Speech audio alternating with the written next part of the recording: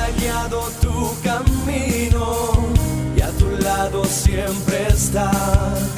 Sus promesas cumplirá y a su tiempo lo verás. Eres parte del pueblo de Dios, Él te levantará, te restaurará y tu victoria llegará. Fuiste llamado y escogido, a su voz has respondido. Es tiempo de creer. Centro Victoria, nacimos para vencer. Vamos a ir al libro de Tito y le vamos a dar un premio al que lo encuentre.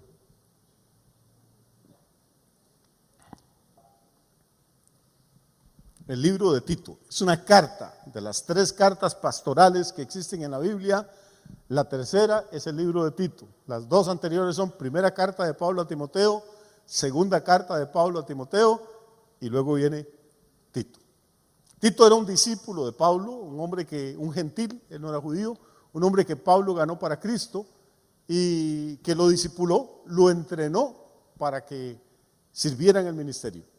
Ya en esta época de la historia, ya Tito tiene años de caminar a la par de Pablo, ha aprendido, y Pablo lo envía a una isla, que es la isla de Creta, donde ya hay una iglesia establecida, para que Tito supervise esa iglesia y otras congregaciones que están naciendo ahí en esa isla griega, en Creta. Y la carta es corta, en realidad son creo que 3 capítulos nada más. Pero no la vamos a leer toda, voy a hacer una lectura, que le invito a que me acompañe, en el capítulo 3, del versículo 4 en adelante. La carta lo que tiene son instrucciones para un obrero joven, para un ministro de Dios que está empezando su carrera, de cómo debe comportarse, de cómo debe ministrar, de cómo debe funcionar en el ministerio que el Señor le ha encomendado. Pero en este versículo 4 del tercer capítulo,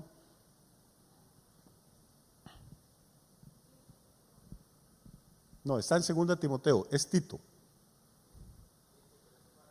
Tito 3:4.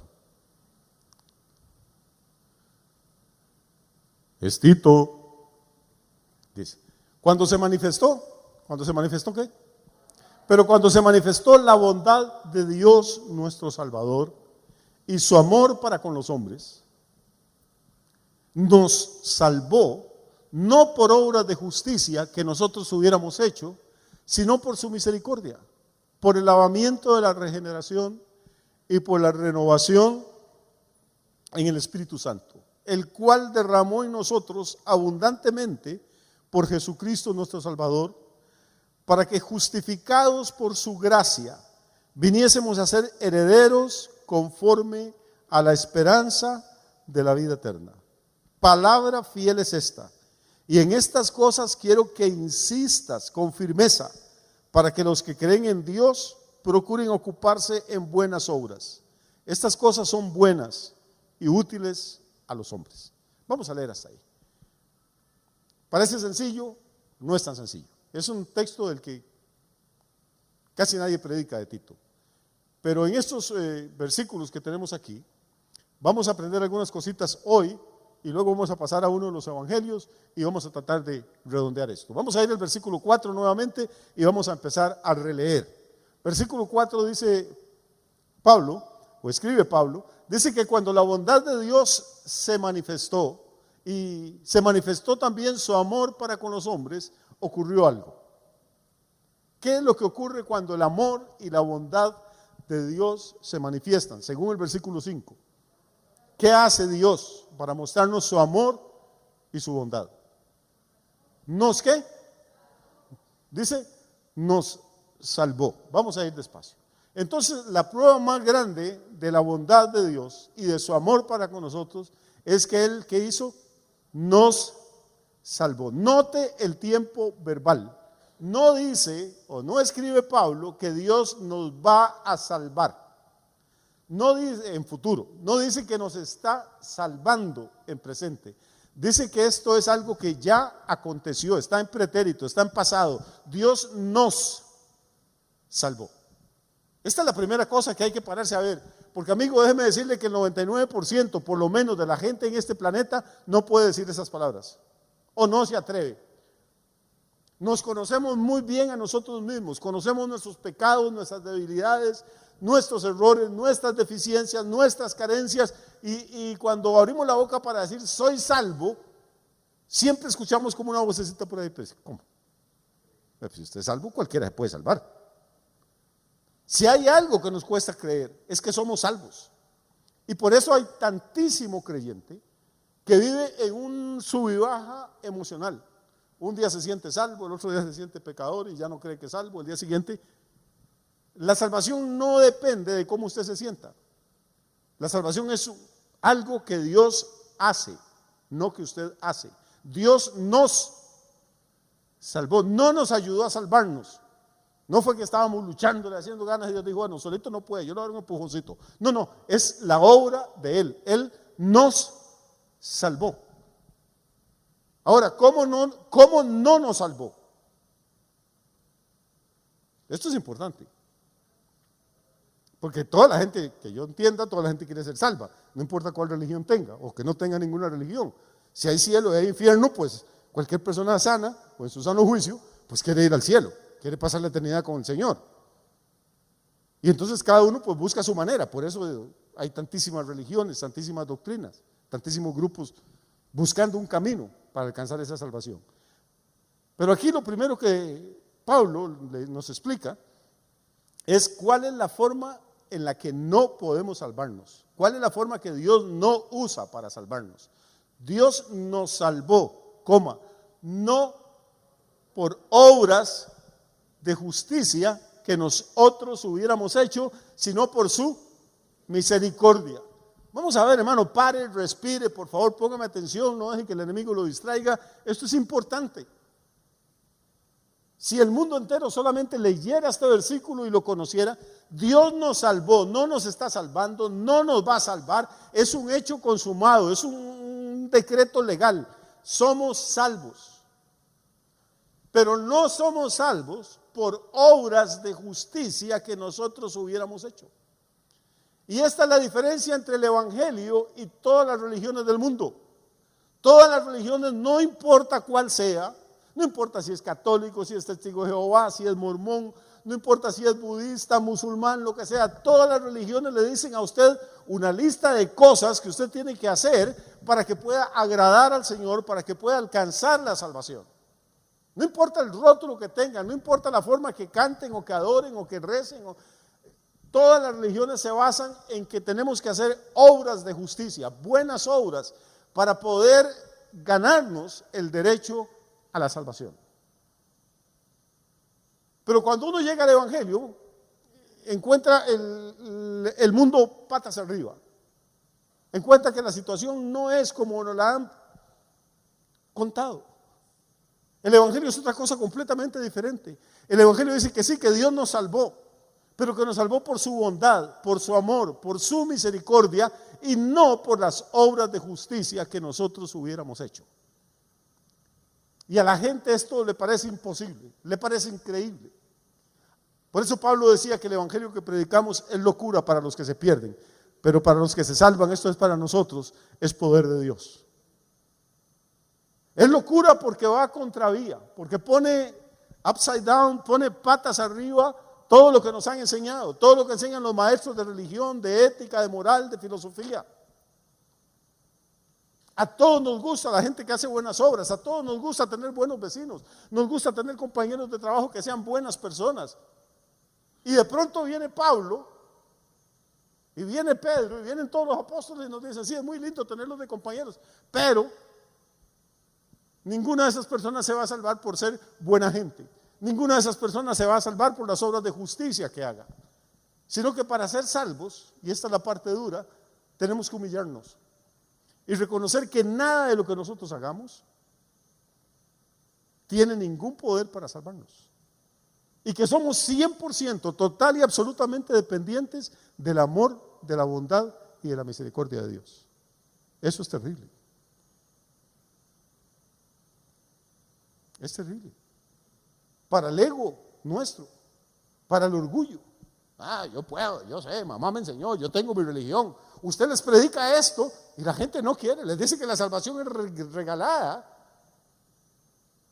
Y no quieren creerlo, quieren seguir haciendo cosas. Y aún en las iglesias cristianas evangélicas están llenas de personas y de predicadores que hablan de la gracia, hablan de la salvación, hablan del perdón de Dios, pero en el fondo de su corazón siguen creyendo que esa salvación depende de algo bueno que ellos tienen que hacer.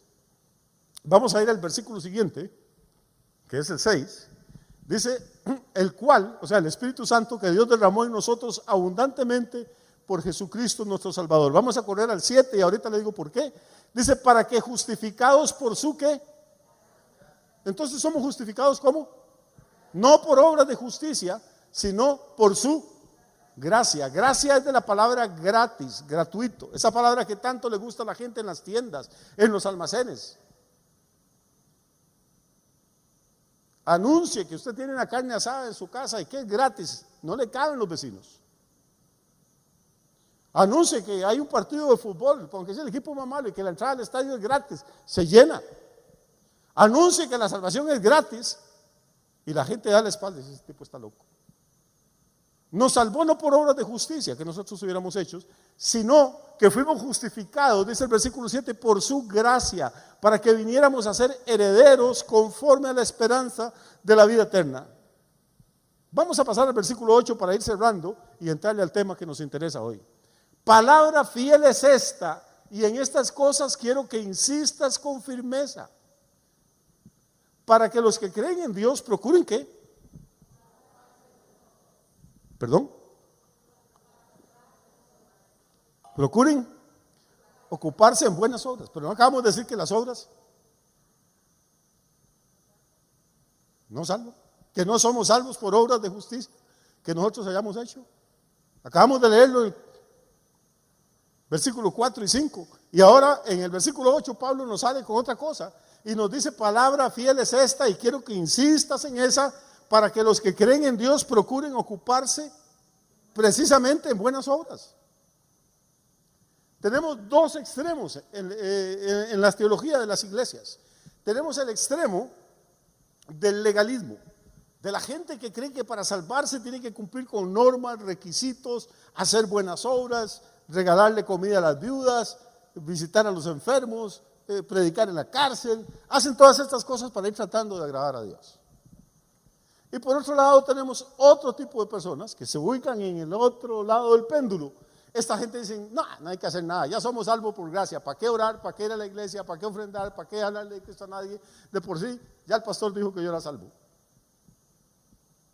Pero Pablo lo que está haciendo aquí, bajo la unción del Espíritu Santo, es traernos al punto medio. Vamos a ver. Ninguna buena obra nos puede salvar. Pero si de verdad somos salvos, vamos a hacer buenas obras. No sé si logramos entenderlo, hermano, pero es que esto es clave. Ninguna cantidad de obras que yo haga me va a salvar, pero si de verdad he recibido la salvación de Dios, si de verdad el Espíritu de Dios vive dentro de mí, si de verdad soy una nueva criatura, voy a desear hacer cosas, no para salvarme, sino porque ya soy salvo. Las buenas obras no son el camino para la salvación, son el resultado de la salvación.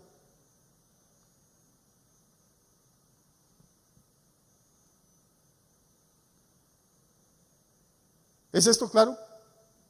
Parece sencillo, se supone que ya todos debemos de saberlo. Pero Pablo dice, quiero que insistas en esto porque esto es una palabra fiel. Entonces estoy insistiendo en eso.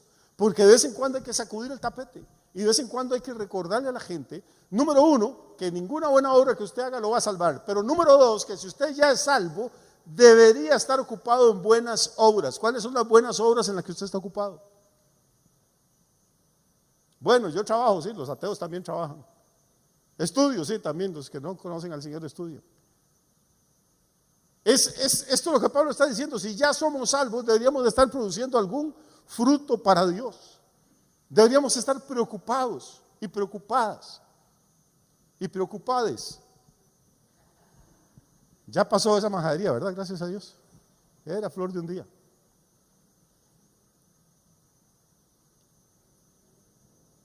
Bueno, Señor, me regalaste la salvación, bendito sea Dios, te alabo, pero ahora sí, ¿cómo te sirvo, Señor? ¿Cómo hago para que otras personas conozcan este mensaje glorioso? ¿Cómo hago para que la bendición que tú me estás dando a mí pueda llegarle a otras personas? Y vamos a ir ahora al Evangelio de Lucas, capítulo 18, que es donde vamos a predicar hoy.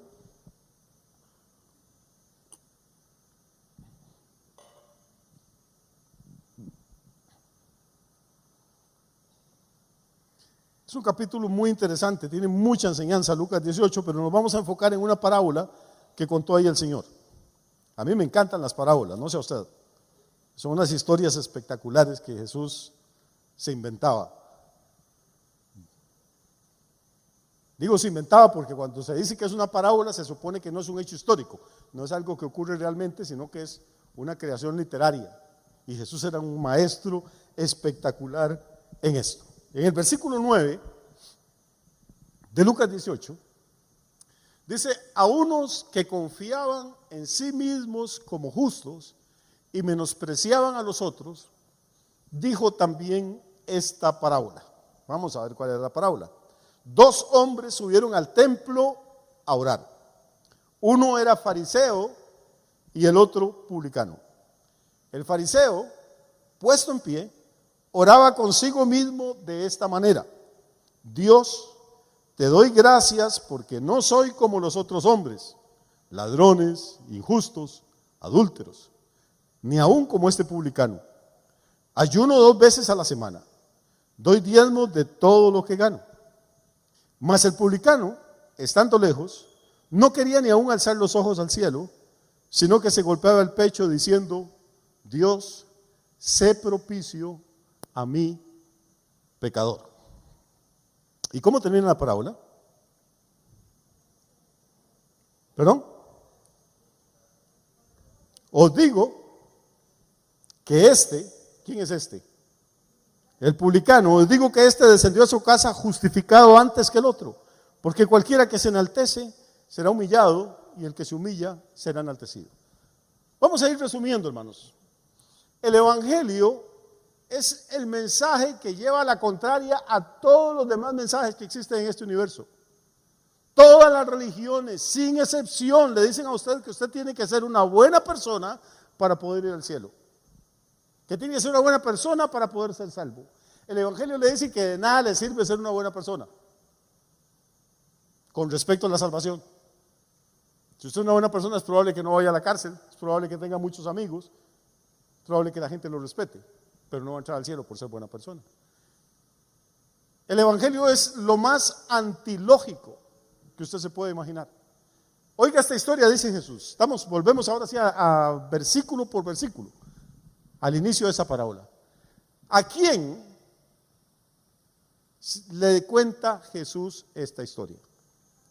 Para interpretar un texto bíblico usted tiene que saber quién está hablando, a quién está hablando, porque si no, se pierde el contexto. Esta no era una parábola para todo el mundo, ni es un mensaje para todas las personas que nos están escuchando. Tiene un público meta muy específico. ¿A quiénes se las dirigió según el versículo? Dice: a unos que confiaban en sí mismos como justos y menospreciaban a los otros. Entonces, según esto, y según cuenta Jesús, hay cierto tipo de personas que para su justicia, para su salvación, confían en sí mismos. Son buenas personas, tan buenos que ponen su confianza para lo que va a ocurrir después de la muerte en ellos mismos. Y las personas que son muy buenas tienden a compararse con los otros. Y cuando usted es tan bueno y que se compara con los demás, los ve a los demás muy malos. Entonces, a este grupo de personas, precisamente, que tienen ese pequeñísimo problema de confiar en sí mismos, de creerse justos, de creerse buenos, de pensar que son más santos que los demás, y hay bastantes evangélicos así, ya no digamos católicos, pero evangélicos hay bastantes. A ese tipo de personas es a las que el Señor les cuenta esta parábola. ¿En qué consiste la parábola? Muy sencilla. La estructura es muy fácil. 2 hombres subieron al templo a orar. Y aquí uno se pone de pie y aplaude. Eran personas espirituales, creían en Dios, tenían una religión, los dos suben al templo, se congregan, los dos oran. Bueno, eso es mucho más de lo que hacen muchos miembros de la iglesia hoy en día. Nada más que Jesús aclara un puntito ahí. Dice que estos dos no eran compitas, no eran amigos íntimos. No fue que estaban juntos en la casa y dijeron, mira, voy a pasar por Juan o por Pedro para que vayamos a orar. No. Eran seres humanos diametralmente opuestos. Eran como el día y la noche. Tal vez nosotros leemos aquí que uno era fariseo y el otro era publicano, y la gente hoy quizá no entienda muy bien el asunto. Pero vamos a ir despacio. ¿Qué era un fariseo?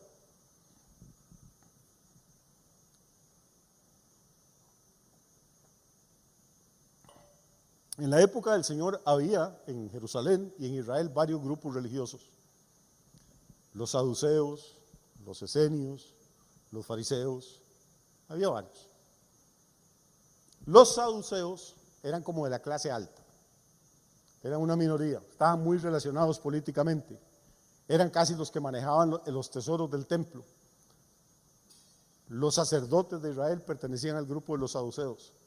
Y los saduceos no creían que hay espíritu en el hombre, no creían que los ángeles existen, solo aceptaban los 5 primeros libros de la Biblia, el Pentateuco, y rechazaban a todos los profetas, los salmos, no creían en nada de eso. Eran personas muy intelectuales, ricas, bien posicionados socialmente. Eran como un club muy selecto, aparte. Los fariseos, por su parte, eran de clase más hecha leña.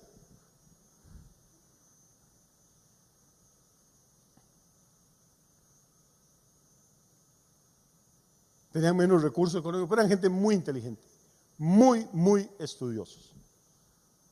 Y tenían una serie de cosas bonitas, muy interesantes. Los fariseos tienen muy mala fama. Tienen muy mala fama porque lo que leemos en los evangelios son los choques que ellos tuvieron con Jesús. ¿Y por qué chocaban con Jesús? Precisamente porque ellos pensaban que eran justos y Jesús insistía en que no lo eran, que tenían que arrepentirse, que tenían que buscar el camino de la salvación. Los fariseos normalmente, vamos a ver qué dice este señor, el fariseo puesto en pie. Y aquí el Señor pega un sarcasmo, una ironía interesantísima. ¿Qué hacía el fariseo puesto en pie? No oraba. Lea bien, ¿qué hacía? Oraba consigo mismo. O sea, estaba hablando solo. ¿Podemos entender lo que Jesús está diciendo? Lo que está diciendo es que la oración de este señor no estaba pasando ni el techo, si es que había techo. Qué terrible debe ser sacar usted 15 minutos, media hora o una hora para orar y que Dios lo vea y diga, está hablando solo ese muchacho. Mejor se hubiera puesto a ver tele, a ver fábulas, a hacer otra cosa. Perdió el tiempo miserablemente. Pero este fariseo nos cae bien, Jesús quiere que nos caiga bien. Nos empieza advirtiendo que está orando solo. Pero empieza el fariseo a hablar y dice, Dios, te doy gracias. Eso es bueno cuando uno ora. Dice que nuestras peticiones deben ser conocidas delante del Señor con acción de gracias. Hay gente que, aquí debe haber gente sentada esta noche, que hoy no le ha dado gracias a Dios porque respira, que hoy no le ha dado gracias a Dios por su familia, que hoy no le ha dado gracias a Dios por su casa, por su carro, por sus hijos, por su salvación, por su iglesia. ¿O sí? Bueno, entonces antes de empezar a criticar a nuestro fariseo, empecemos a ver las cosas buenas que tiene. El tipo es un tipo agradecido, le está dando gracias a Dios. ¿Pero por qué le da gracias a Dios? Porque él no es como los otros hombres. ¿Cómo cree él que son los demás hombres? Son ladrones, injustos, publicanos. Qué feo. Bueno, nosotros no somos ladrones. Pero si a usted en el trabajo le dan media hora para que almuerce o para que tome café y se hace loco y toma 45, ya se robó 15 minutos. Y eso se los pagan. Y se tiene que darle media hora a su empleado para que almorzara y a los 20 minutos lo llama para que haga algo, ya le robó 10 minutos ahora usted como patrón al empleado. Sí, usted no se va a meter a la casa de nadie con un puñal en la mano a robar, pero tenemos que tener mucho cuidado también. Y este fariseo dice, yo nunca he hecho nada de eso, no he robado de ninguna manera, ni he asaltado a nadie, pero tampoco le robo. Puedo pararme aquí en el templo con la cara en alto y decir, yo no soy ladrón, no soy injusto y no soy adúltero. Y eso cuesta. Cuando usted entiende que ser adúltero no es solo acostarse con una mujer que no es mi esposa o acostarse con un hombre que no es su marido, sino que llega Jesús a decir que hasta simplemente hacerle números a la situación y codiciarla en mi mente, ya adulteré. Este hombre se pone de pie y dice, yo no he robado, no he hecho injusticias, no he engañado a mi esposa. Sabemos que era casado. La Biblia no lo dice explícitamente, pero lo estamos infiriendo del texto. Si no es adúltero, fue que tenía esposa, no la había engañado. Y en eso ve que por allá, hecho un puño, está un tipo el que todo el mundo conoce en Jerusalén y que no solo lo conocen, lo odian. Y sobre todo le dice, Señor, yo no soy como aquel sinvergüenza que está allá, aquel publicano. Qué felicidad no ser ladrón, qué felicidad no ser injusto, qué felicidad no ser adúltero, pero qué felicidad no ser publicano. ¿Qué era un publicano? Era una rata de 2 patas, como diría la hermana Paquita. Los publicanos eran la gente más despreciable y despreciada en Israel. Recuerde que en la época del Señor Jesús y desde varias décadas atrás, toda la nación de Israel está sometida al control del Imperio Romano. Y los romanos necesitaban mucho dinero de todos los países que conquistaban para financiar sus edificios, sus templos en Roma, las cosas que construían en esos países, mantener los ejércitos de ocupación. Entonces, ¿cómo conseguían los romanos el dinero? Pues a cada país que conquistaban le cobraban impuestos. O sea, tras de que los derrotaban en la guerra, luego les cobraban impuestos. Pero esto de cobrar impuestos es un poco engorroso, y más en aquella época no había computadoras, ni controles cruzados, ni nada de esas cosas. La gente escondía las vacas, cuando había que contar, escondía las ovejas, mentían con las utilidades. Entonces Roma, que eran muy prácticos los romanos, eran excelentes administradores, no se complicaban la vida.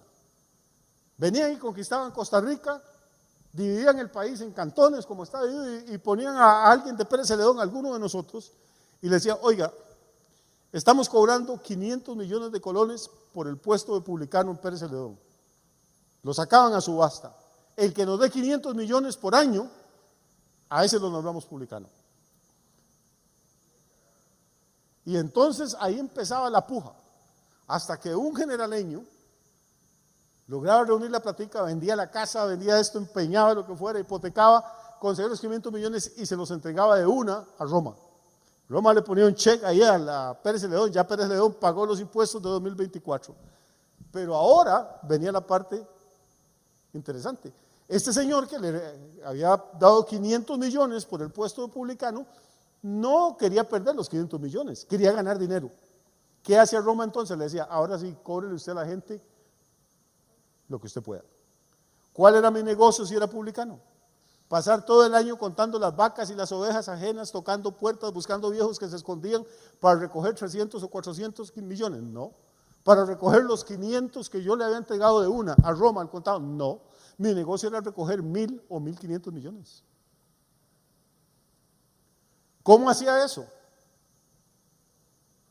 Pues tenía que exprimir a cada familia, a cada empresario, a cada ganadero, a cada dueño de un mesón, a cada señora que vendía higos o manzanas en la calle, tenía que sacarle hasta la última peseta. ¿Para qué? Para acumular una cantidad de 1.500 millones.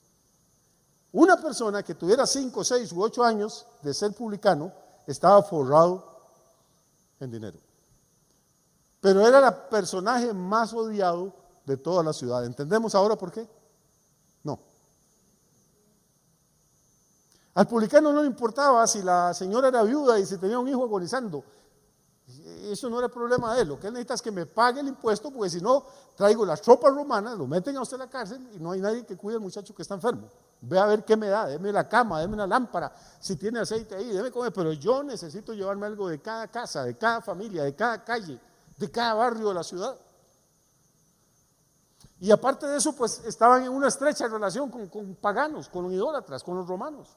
Entonces, para los judíos, un publicano era una persona sucia, impura también ceremonialmente. Nadie comía con ellos. ¿Se acuerda la historia de Zaqueo?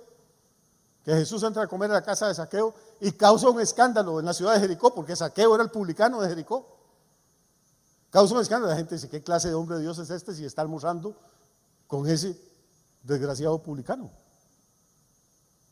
Entonces, en realidad, el Señor nos está poniendo dos personajes en esta parábola. Una, un publicano malo, feo, despreciable. La otra, un fariseo. ¿Qué dice este fariseo que hacía él? Sabemos que los fariseos oraban. Y oraban públicamente, porque Jesús dijo: ay, ustedes se paran a orar en las esquinas de las calles. Hermanos, los fariseos no se avergonzaban de creer en Dios. Si había que ponerse de pie en la esquina de una calle, oraban, y que pasara el rey, a ellos no importaba, ahí estaban orando. ¿Cuántos de nosotros vamos a un restaurante? Y si hay 3 o 4 personas ahí en la mesa con nosotros que no son creyentes, nos traen el plato de comida, ¿y cuántos oramos y decimos: un momento, discúlpeme, voy a dar gracias por los alimentos? ¿Y sabe por qué no lo hacemos?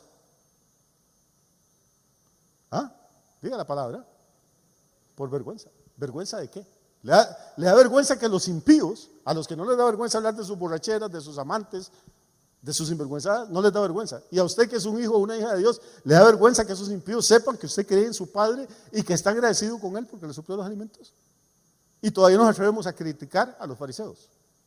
Esto no es que oraban a la hora del almuerzo, oraban en la calle donde tuvieran que orar. No solo eso, hermano, los vestidos usaban unas cosas que llaman filacterias. Andaban cordones, andaban cajitas con el nombre de Dios, con textos de la Biblia en la ropa. Ellos no se avergonzaban, se sentían orgullosos de que los romanos y el mundo entero supieran que ellos creían en Jehová. ¿Cuántos tenemos hoy en día así en la iglesia? Ayuno 2 veces por semana, dice este señor. Y en ningún momento dice Jesús: oigan, qué fariseo más mentiroso. No, Jesús no lo desmiente nunca. Todos los fariseos ayunaban los martes y los jueves de cada semana. O sea que al final del año, cada fariseo había ayunado 104 días. Porque el año tiene 52 semanas.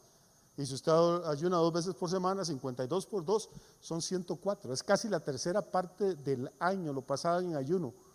¿Cuántos de nosotros ayunamos 104 días el año pasado?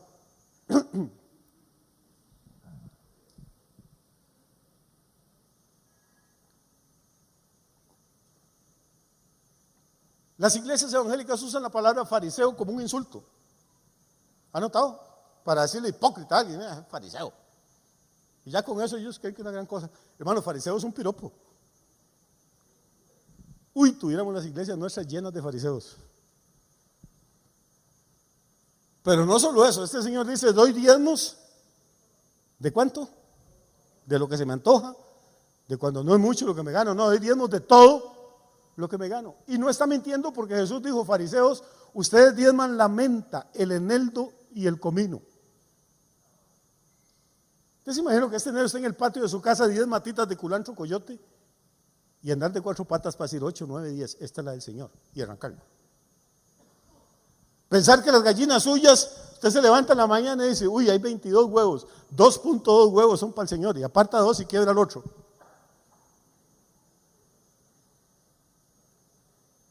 ¿Cuántos de nosotros somos así de escrupulosos? A veces echamos los diezmos ahí del menudo. Pero si me llega una herencia de 100 millones, ¿usted cree que voy a ir a vender algo para decir: aquí hay 10 millones que son del Señor? No, él dice: doy diezmos de todo lo que gano. Vamos a ver, pastores que me escuchan, ¿no les gustaría tener miembros?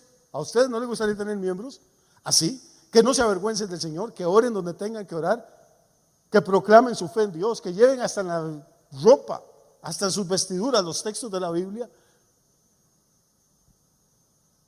que ayunen por usted y por los perdidos 2 veces a la semana, que traigan cada semana a la congregación los diezmos de todos los negocios y todo lo que hicieron. Con razón las sinagogas crecían tanto, eran tan lindas, tan lujosas, el templo estaba tan bien adornado. O sea, Jesús nos está poniendo el ejemplo de un hombre exactamente bueno, de una, no buena, sino una persona excelente. Y por el otro lado tenemos una persona mala y despreciable. ¿A cuál de los dos llevaría usted al cielo? ¿Con cuál de los dos querría usted pasar la eternidad? ¿Con un publicano que en cualquier momento le mete la mano a la túnica y le roba algo?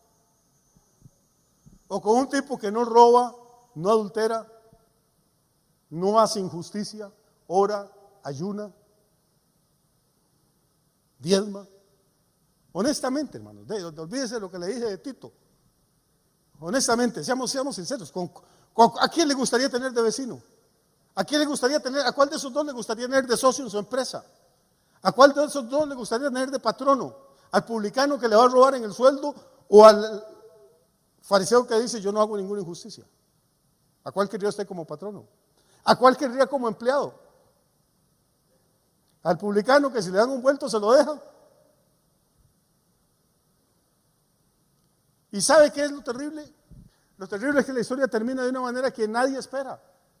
Ahora usted sabe cómo termina, pues ya leído el texto, pero para los que la oyeron por primera vez de labios de Jesús, esto tiene que haber sido una sorpresa impresionante. ¿Y por qué? Verso 12, sigamos ahora sí. Ya sabemos que el fariseo oraba en pie, sabemos que ayunaba, que daba diezmos de todo lo que ganaba. Verso 13. Pero el publicano, ahora sí, ya el fariseo ya se jactó, ya hizo la lista de todas las cosas buenas que tenía. Ahora vamos a ver la lista de cosas buenas que tenía el publicano, porque esto es como una competencia, a ver quién gana, a ver quién es mejor. Pero el publicano, dice Jesús, estando lejos. ¿Por qué lejos? Porque no se le podían arrimar a la gente porque ellos eran inmundos. Estando lejos, no quería ni aún alzar los ojos al cielo, sino que se golpeaba el pecho, diciendo: Dios, sé propicio a mí, pecador. Esa es la lista de cosas buenas que hacía este señor. O sea, este no habla de los diezmos que da porque más bien se los roba. Este no dice que no es injusto porque ha cometido cualquier cantidad de injusticias en su vida. No dice que no es adúltero, así que alguna chanchada debió haber hecho también por ahí en algún momento. Tenía plata y la plata ayuda. Aquello que billetera mata galán. Seguro lo inventaron los publicanos. Esa es la lista de buenas obras que ha hecho este publicano. O sea, nada. Ahora leamos el verso 14.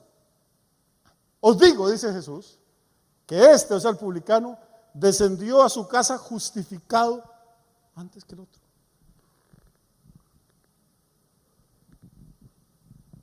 ¿Le parece lógico a usted eso? ¿Le parece normal? No, porque el evangelio no es lógico ni es normal, es locura para los que se pierden, pero para nosotros es el poder de Dios. El que era buena persona no fue justificado, o sea, se perdió, y el que era malo fue justificado. Voy a ponérselo más dramático, si es posible. Respire profundo. A pesar de todo lo que digan las religiones y a pesar de que usted crea que yo estoy perdiendo la chaveta si me escucha decir esto, el cielo va a estar lleno de gente mala y el infierno va a estar lleno de gente buena. En el cielo usted va a encontrar asesinos como David, que los mataba por 10,000. En el cielo usted va a encontrar asesinos como Pablo, que mataba a los cristianos.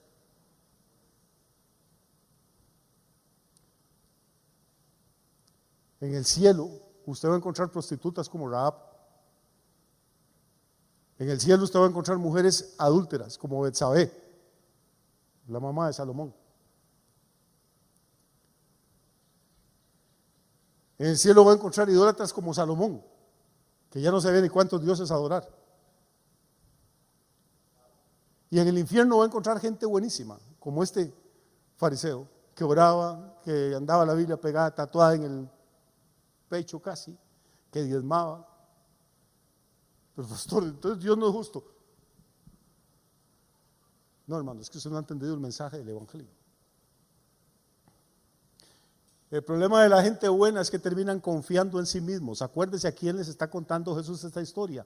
A unos que confiaban en sí mismos como justos. Y en momentos que usted empieza a considerarse tan bueno que merece el cielo, en ese momento está perdido. Porque la única forma de salvarnos es dejar ese orgullo religioso y demoníaco. Y decir, ni mis buenas obras, ni la religión de mis abuelos me puede salvar. El único que me puede salvar es Cristo crucificado en la cruz por mis pecados y resucitado al tercer día por el poder de Dios.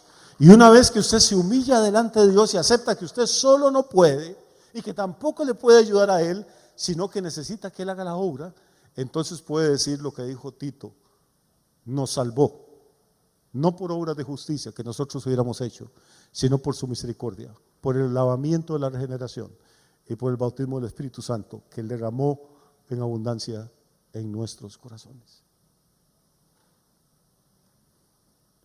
Por eso le dije al principio, el Evangelio va contravía de todas las religiones del mundo. No es, hay gente que dice, bueno, es que yo me cambio de religión. No, es que el Evangelio no es una religión. El Evangelio es el mensaje que contradice a todas las religiones.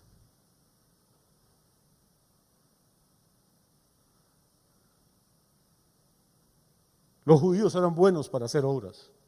Y una vez se acercaron unos a Jesús y le dijeron: Señor, ¿qué obra tenemos que hacer para agradar a Dios? ¿Y sabe qué les dijo Jesús? Esta es la obra que el Padre quiere que hagáis, que creáis en el que le envió. Y una vez que usted ha experimentado esta salvación, y una vez que usted ha experimentado el gozo de ser perdonado y que el Espíritu Santo, pues esto no se puede entender si no es por la revelación del Espíritu de Dios.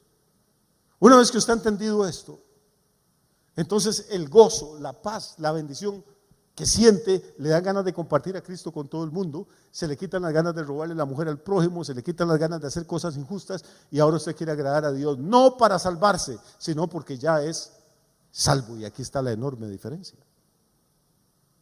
El cielo va a estar lleno de gente mala.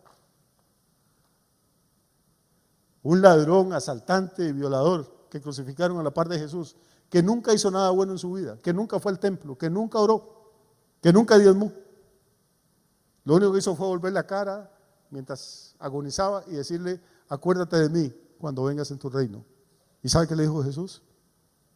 A buena hora, sinvergüenza. Ahora sí se acuerda de mí. ¿Por qué no me buscó antes? Cuando no lo había visto yo cuando andaba usted sinvergüenza. No, hermano. De cierto te digo que hoy estarás conmigo en el paraíso. El que se humilla siempre es exaltado. Pero el que se exalta pensando que es muy bueno y que merece la gloria, ese va a terminar humillado. Aquí no hay nadie que esté confiando en sus oraciones. Espero que no haya nadie que esté confiando en sus oraciones. Ore, pero no confíe en sus oraciones. Ayune, pero no confíe en sus ayunos. Congréguese, pero no confíe en su fidelidad a la iglesia. Diezme, pero no confíe en sus diezmos. Si usted va a entrar al cielo, es por la gracia de Dios, es por la sangre del Cordero nada más. Y si ya usted tiene esa seguridad de la salvación, entonces empiece a dar fruto, porque palabra fiel es esta, y en esa quiero que insistan, dijo Pablo, que los que creen en Dios se ocupen en buenas obras. Para salvarse, no, porque ya había dicho, nos salvó en pasado, y ahora que ya nos salvó, ocupémonos en buenas obras. ¿Amén? ¿Sí? Vamos a poner de pie esta noche.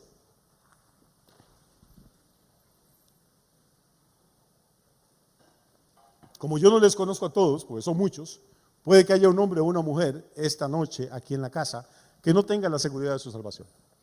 Que no sepa si se muere hoy, a dónde va a pasar la eternidad. Tal vez nunca le ha hecho muchos números al asunto. Tal vez no ha sido una prioridad en su vida, tal vez ha estado ocupado u ocupada en otras cosas. Pero ese es el asunto más serio para un ser humano. La vida es más corta de lo que pensamos. Y el asunto de la salvación hay que arreglarlo mientras estamos vivos, porque después de muerto el hombre ya no hay oportunidad. Hebreos 9:27 dice, está establecido para los hombres que mueran una vez y después el juicio. No dice que después el purgatorio, sino el juicio. Y si usted nunca ha tenido esta experiencia de saberse salvo, de creerle a Dios, de creer que la sangre de Cristo es más que suficiente para limpiarlo de todos sus pecados y pasarlo del reino de las tinieblas al reino de la luz, pasarlo de muerte a vida, de ser un hijo de perdición a ser un hijo del Dios viviente. Si nunca ha tenido esa experiencia, hoy puede tenerla si usted quiere. ¿Qué tiene que hacer? Humillarse. Porque el que se humilla será exaltado. ¿Y qué es humillarme, pastor? Tirarme de rodillas y llorar y darme pescozones por el pecho como King Kong. No. Humillarse es decir, Dios, yo solo no puedo. Soy pecador y me confieso pecador. Pero creo que tu Hijo Jesús manifestó tu amor y tu bondad, muriendo en la cruz del Calvario por mis pecados. Y que tú manifestaste tu poder levantándolo de los muertos al tercer día, para que si yo creo en Él no me pierda, sino que tenga vida eterna. Y yo quiero esa vida eterna. Tengo hambre, Señor, de salvación. Quiero sentir lo que se experimenta. Quiero saber lo que es caminar en este planeta como un hijo del Dios vivo. Si usted hace eso, hay una promesa del Señor. Dice, el que a mí viene, no le echo afuera. No importa si es el ladrón agonizando en la cruz. No importa si es el publicano más despreciable del mundo. O si es la mejor persona de Pérez Celedón. Usted necesita a Cristo Jesús hoy en su vida, en su casa y en su negocio. No se acueste, no se vaya sin decirle, Señor, entra a mi vida, límpiame, sálvame, séllame con tu Espíritu Santo, escribe mi nombre en el libro de la vida. Ya es hora que deje de jugar de religioso, de jugar de iglesita, y que nos empecemos a poner en serio con Dios. Padre, te damos muchísimas gracias en esta hora. Queremos bendecirte, queremos honrarte por esta salvación tan grande que Cristo compró para nosotros, de la que no somos dignos y de la que nunca seremos dignos, porque no es por obras de justicia que nosotros hicimos, Padre, sino por tu bondad, por tu amor y por tu misericordia manifestada en Cristo. Bendigo cada hombre y cada mujer en esta casa, bendigo los que no pudieron vivir hoy. Señor, los que están de viaje, los que están de paseo, los que están trabajando, los que están enfermos, sé con ellos, guárdalos, bendícelos y protégelos. Y bendigo a cada hombre y mujer también que nos está siguiendo a través de las diferentes redes y plataformas. Espíritu de Dios, por favor, ministra sus vidas. Despierta en ellos el hambre por tu presencia. Señor, la pasión por servirte, por conocerte, por aprender más de ti, por caminar contigo, por ser llenos de tu Espíritu Santo. Gracias por esta semana que hoy está terminando, Señor. Y permite que la que vamos a empezar dentro de unas horas sea todavía mejor que esta, que podamos disfrutar de misericordias nuevas y frescas. Y que podamos recordar siempre, Señor, que debemos de vivir agradecidos por lo que Cristo hizo por nosotros. Gracias, Dios, en el nombre de Jesús. Amén y amén.